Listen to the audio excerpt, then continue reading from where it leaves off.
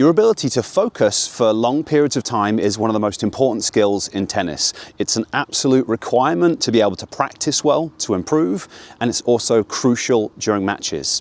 And sadly, it's something that a lot of players struggle with. We spend so much time with our focus being distracted, looking at phones, scrolling, looking at different things, and then people step out on a tennis court and they're just simply not able to focus in the way that they need to.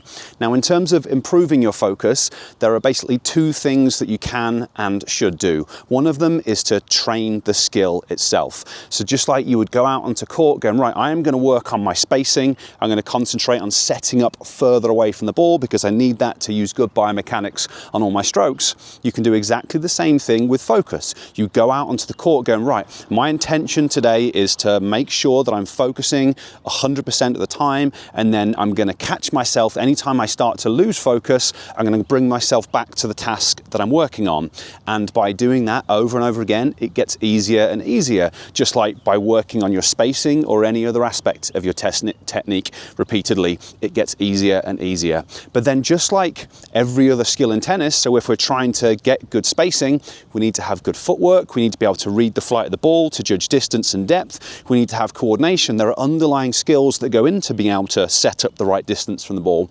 Well, that's going to be the same thing for our ability to focus. There are different parts of the brain that are really important for your ability to maintain focus. So what I want to do in this video is show you one of my favorite exercises for training key brain areas to help you maintain focus for longer. So the exercise that I'm going to show you looks very simple, but because of the areas of the brain that it targets, it's extremely powerful. We're going to be working on gaze fixation, which basically just means holding your eyes still. Our eyes are actually constantly moving. It's a requirement in order to be able to see things.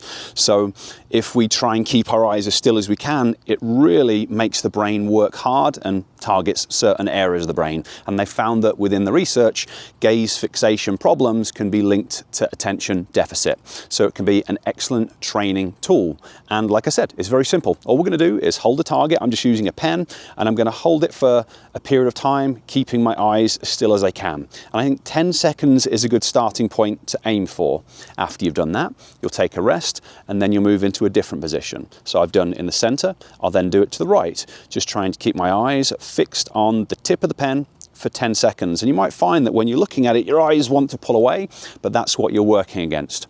And you want to do 9 different positions. So you do in the center, you do right, you do left, you do up, you do down, and then you do the 4 different diagonals. But your goal is to increase how long you maintain the gaze fixation for over time. And if you can build up to maybe 30 seconds in each of those 9 positions, that is going to be a really good starting point and training tool to help improve your focus. So go out there and give it a try. And if you would like to learn more about using this style of training to improve different aspects of your tennis, you should get hold of my free Tennis Vision Starter program. This is going to help you to improve your ball tracking and a number of other things. I'll place a link to it down in the description, or you can go to tennishacker.net/vision to get hold of the free program. If you have any questions about what I've covered here, leave them down in the comments section.